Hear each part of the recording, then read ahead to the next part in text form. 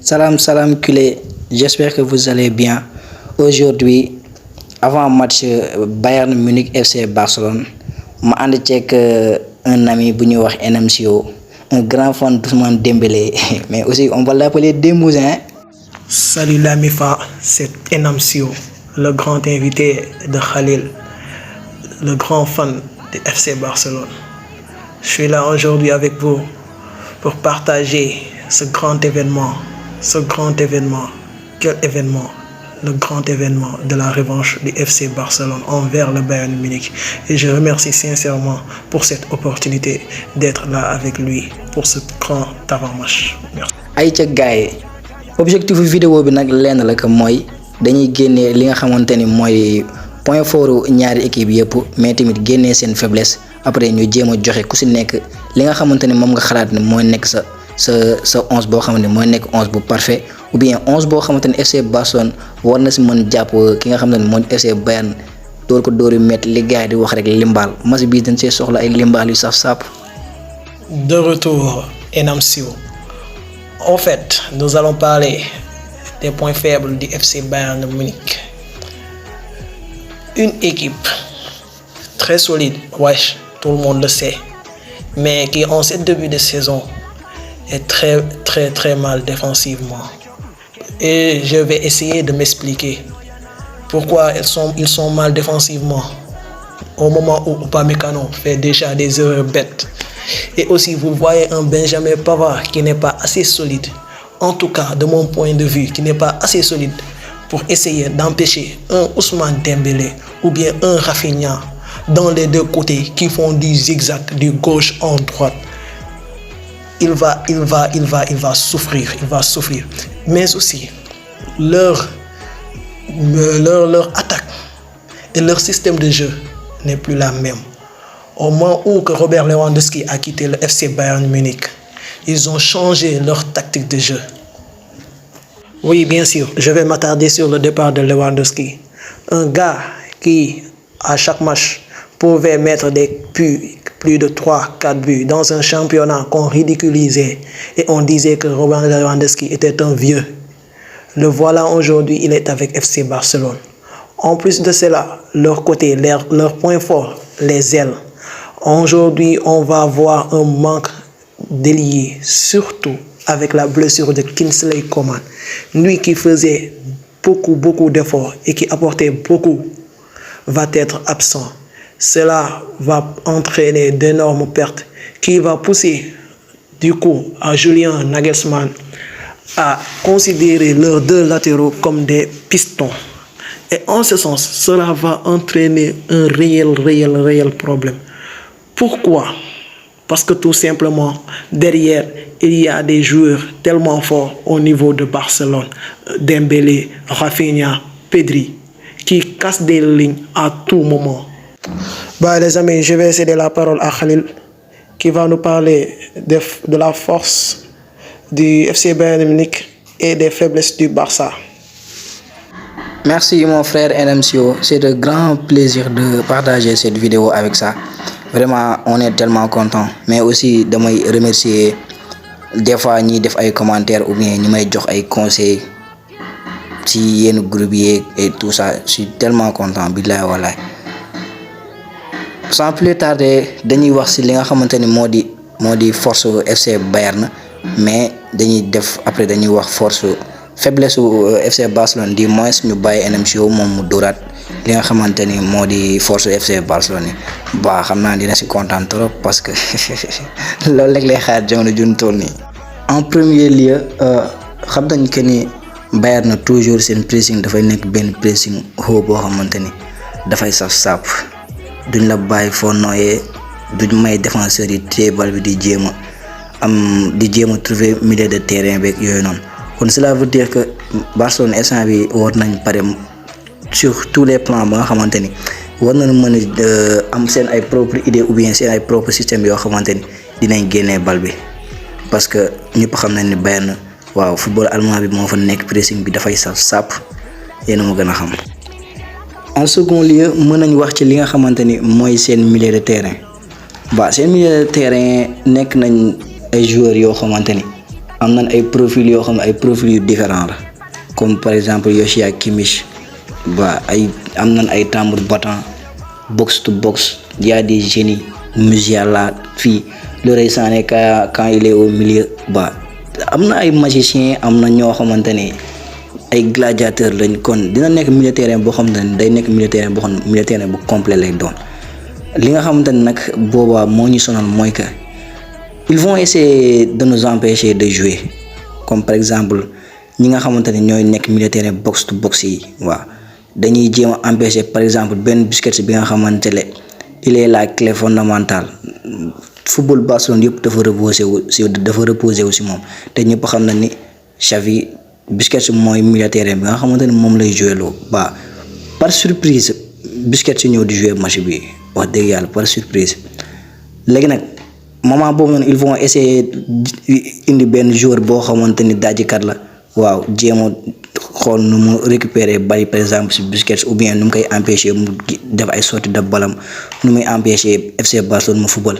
En dehors de ça il y a des génies là-bas comme par exemple Musiala bah il est comme Pedri il est pétri de talent wax dëgg yàlla nekk na joueur boo xamante ni n'importe quel moment il peut marquer des buts que ça soit mu nekk ay buts loin ou bien que mu nekk yu jege n'importe quel moment Musiala mën na dugal but wala mën na def ay passes décisives mën na def ay passes clés à part Musiala Leroy Sané des fois même bu dee jouer excentré ou bien que mu jouer benn faux excentré bi ñëpp xam na ni il est toujours au milieu day dugg ci digg bi carrément à part lui Thomas Müller waaw un bête noire koo xamante ni moom quand il joue avec le FC Barcelone il est comme un lion man dama jàpp ni moom Müller moom saison moom yëpp mu def bëgg di tasanteeg Barcelone kese uniquement pour faire un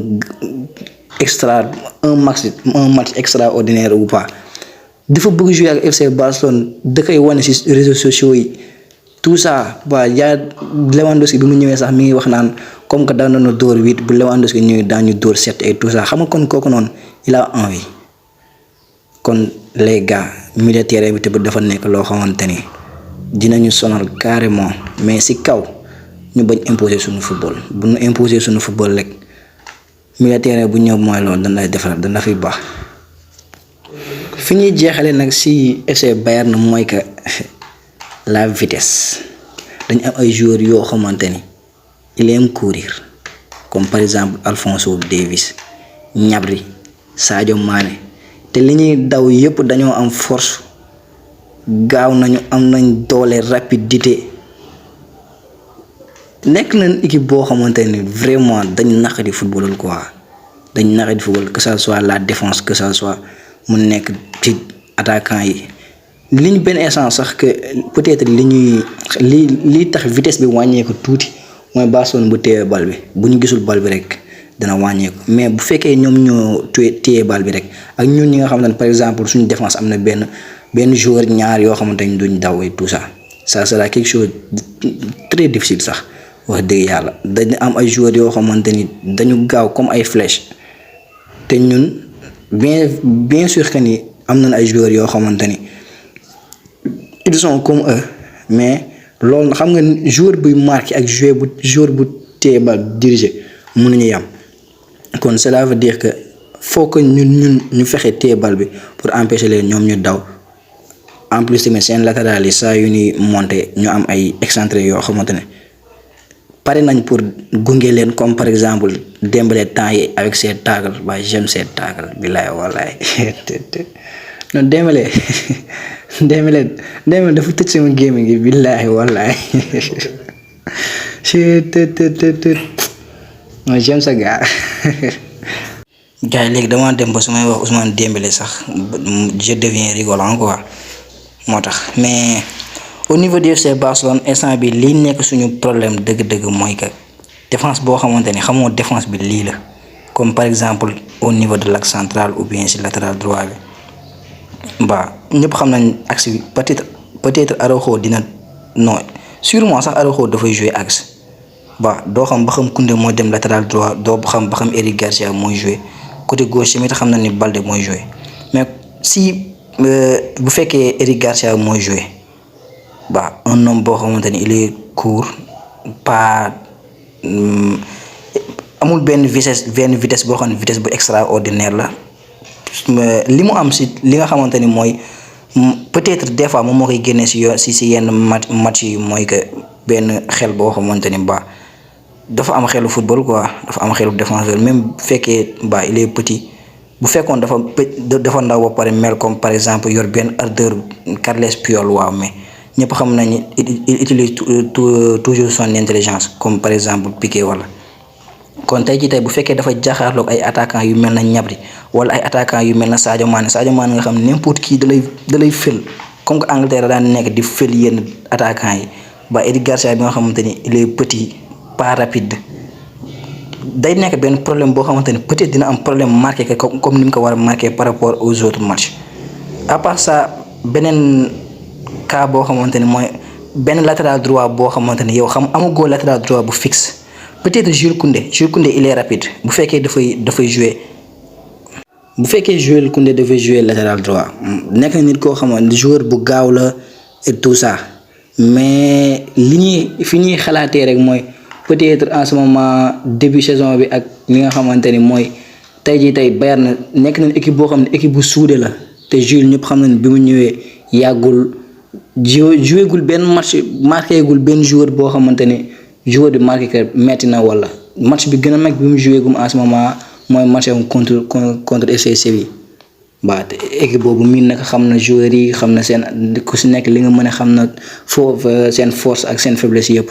kon loolu tamit dina nekk benn affaire boo xamante ni peut-être dina nekk lu xaw a difficile si moom.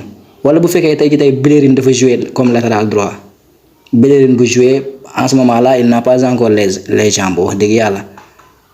Peut-être moom tamit il est un joueur rapide dafa gaaw loolu moom kenn waxatu ko sax dafa gaaw tellement rapide kon ñu xam ni ñu gis ni foofu noonu au niveau de la défense mën na nekk benn problème boo xamante ne dinañu sonal, mais si kaw que ñu bañ a téye bal bi man gëm naa ne Barcelone bu téye bal bi rek problème du am. beneen affaire mooy Busquets il est intelligent un peu lent, mais souvent dafa utiliser intelligence am te Bayern dinañu xam ni football Barcelone yëpp dafay reposer aussi moom kon dañuy jéem a def benn fermeture jéem a tëj foofu noonu ou bien di jéem ko empêcher mu football ou bien des fois ñu koy jéem a siif affaire yooyu noonu yéen a mën nga xam. kon mën nañ gis ni Bayern am na ay kii yoo xam ne war na fa mën jaar pour mettre no mal wala. mais si kaw lépp rek ñu bañ a teebal bi dañuy bañ a attardé wu tuuti ñu delloo mon frère que mu wax moom si force yi nga xamante ni moo di force FC Barcelone. xam naa nag dina fa tagg Ousmane Dembélé ba kontaan parce que c'est un Dembouz, mais grawul c'est normal. De retour les amis, de retour pour parler du FC Barcelone, de sa force. La force du FC Barcelone. Je vais d'abord commencer par attaquer Khalil. Lui qui disait avant que Dembélé ne doit pas prolonger. Dembélé c'est un con, Dembélé c'est ça. Mais voilà, Dembélé maintenant, c'est le joueur du peuple. On peut dire même le joueur de Dieu pour taquiner un peu. Donc, la force du FC Barcelone. Je vais parler de deux choses importantes. Surtout le milieu de terrain et l'attaque du Barça. Commençons par le milieu de terrain. Si Busquets est en forme et un Pedri XXL, je ne vois pas par où le Barça va être malmené par l'équipe du Bayern. Au moment où que tu as deux joueurs de qualité tels que Busquets qui n'a pas de physique, qui n'est pas trop fort pour des batailles, pour des combats rudes au niveau du milieu de terrain, mais qui avec sa technique, sa vision de jeu, ses passes, pourrait éliminer n'importe qui. Et aussi, un Pedri qui tellement technique. Moi, je ne sais même pas si Pedri, il est rapide ou bien il est technique. Je ne sais même pas, parce qu'il joue comme il veut. Il entre dans les lignes comme il veut. C'est un véritable poison pour les défenseurs, quoi. Et ensuite, un Gavi ou bien un Frenkie de Jong, surtout Gavi. Un Gavi qui aime les combats, qui aime les duels. Et je vois que le duel Gavi-Musiala, ça sera tellement... Oh là là, vraiment j'ai peur. Un duel Musiala-Gavi. Oh, j'ai envie de regarder ce match. Et aussi un Frenkie de Jong. Tellement que notre milieu de terrain est tellement riche. Et derrière, il y a Franck Kessié, le militaire, qui attend la bataille pour donner son coup de feu final. Wesh. Et aussi, cette attaque. Oh, tellement j'ai envie de parler de cette attaque du FC Barcelone. J'ai tellement envie de parler de cette attaque. Une attaque de feu. Un trio de feu. Un duo extraordinaire. Oh, Lewandowski. Tout ce que vous voulez, il est là. Il marque par des tacles, par la tête, par le dos, par le ventre. Il marque comme il veut, quand il veut, où il veut. Du pied gauche, du pied droit. Vraiment, le Bayern Munich a fait une très grave erreur en laissant Lewandowski venir au FC Barcelone. Oh là là là là là.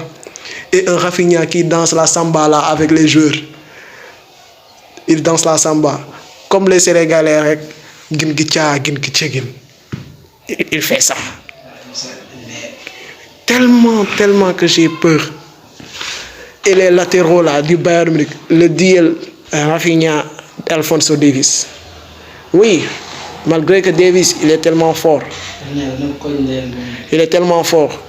Il est physique, mais Rafinha aussi, il est fort, il est rapide, il est technique, il aime dribbler. C'est un Neymar numéro 2.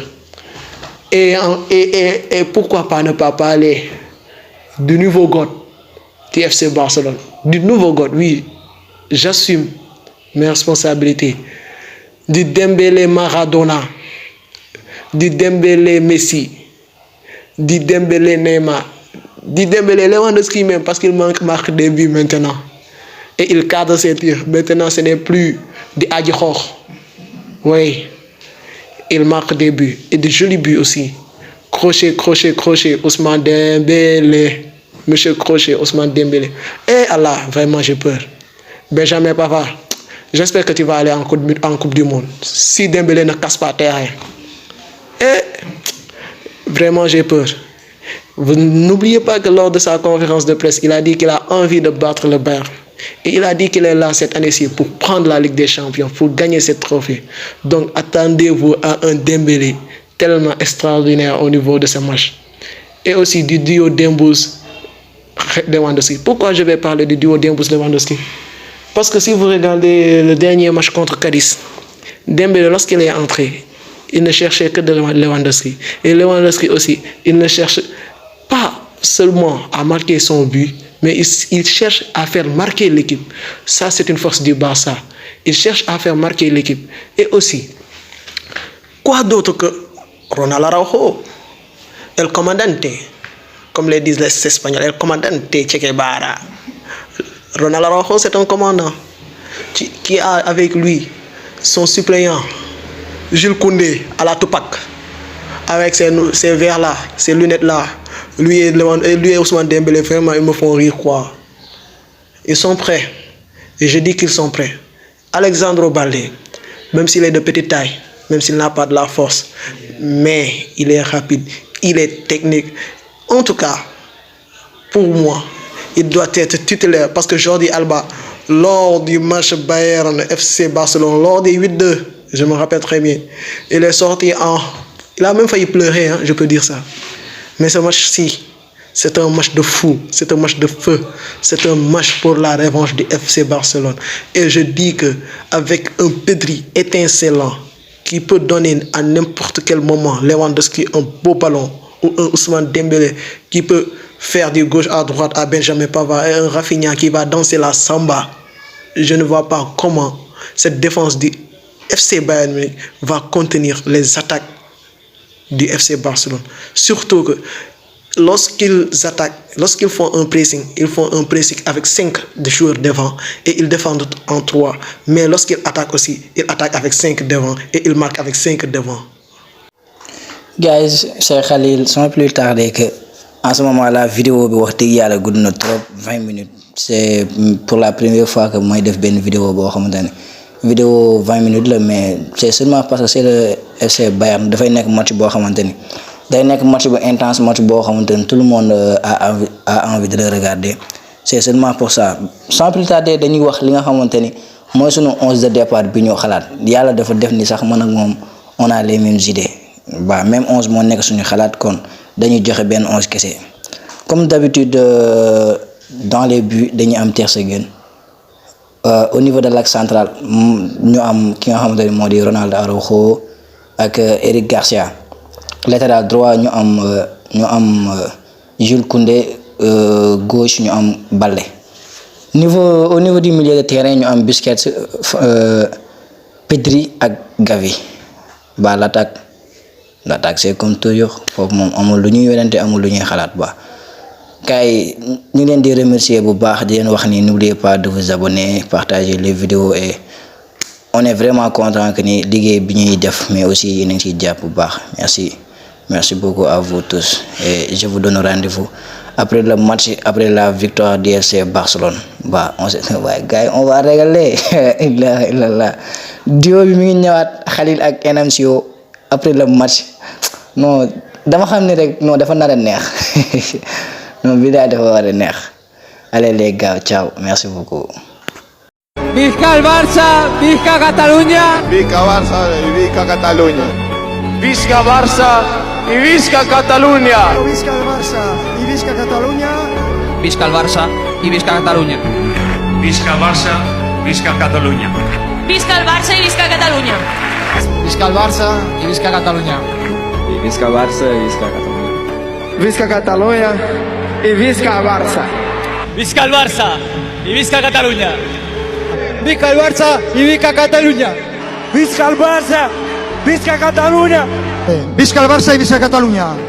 Visca el Barça y visca Catalunya. Visca el Barça y visca Catalunya.